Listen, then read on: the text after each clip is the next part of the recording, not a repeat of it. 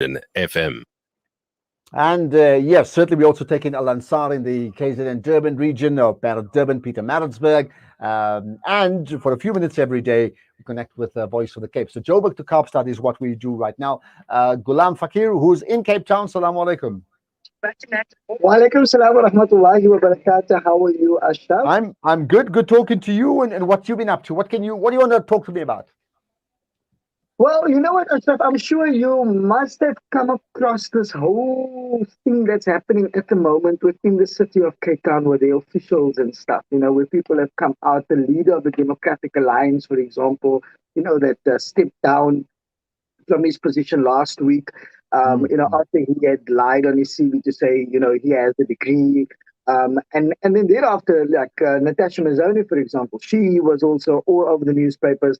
And last night, we saw another prominent person within the administration of the city of Cape Town, Zanthe Limber. She's the NAICO member for water and waste and so forth here in the city. That she has also lied on her CV. So now there's this whole thing hanging over everyone as to whether or not, we are being run by credible people who says that, they are capable of basically running the city. And so we had some different opinions around the matter. My opinion is that if you find people, for example, if you look at ward councillors, Ashraf, some of our ward councillors do exceptionally well. They literally work for the people, irrespective of the party that they represent, but they themselves, they work for the people. And then you find, and they may perhaps don't have degrees, they're just community leaders, by nature, that's just it. So are we going to hold them accountable as well for not having some form of formal education, which I think it's a bit... I think it's not about whether they have formal education, it's whether they've lied in terms of what they claimed. I mean, there's many people who actually may not have the formal education, but it doesn't really matter. People know that, and they don't claim to be otherwise. So you don't claim to be a doctor if you're not a doctor, that sort of thing.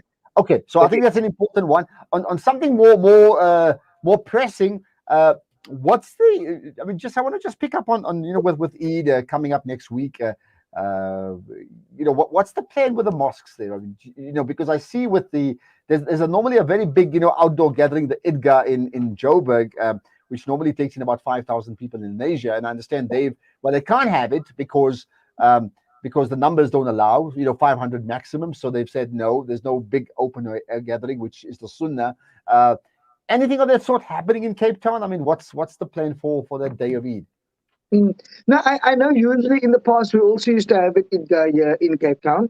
I'm not sure, we didn't hear necessarily any word of it that would be happening for starters. But I think with regards to the masajid in Cape Town, I think it's going to be probably a beautiful Eid morning. Remember last year we didn't have any of those things, any Eid khutbahs and so forth, and we had to literally listen to it on the radio through some other form. So I think this time around we haven't heard any cancellations or any other options available other than the masajid being available for Eid Salah, and I'm actually looking forward to it. I think there's going to be very strict protocols in place as always, Ashraf, and that is something that there's all the masajid, as far as I know, it's operating under normal circumstances following those protocols. So yeah, so I think now last thing, I mean, is there anybody in Joburg, because I want to do this for Cape Townian, anybody in Joburg that you'd like to send salam to?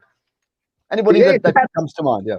Oh, no, absolutely. I think they are very good friends of mine, friends that became family, actually. Abu Bakr, Rabban, Farhana, Rabban, they moved from PE to Joburg, so they've been there for a very long time as well. So I just want to send out a big shout out to all of you guys, Okay.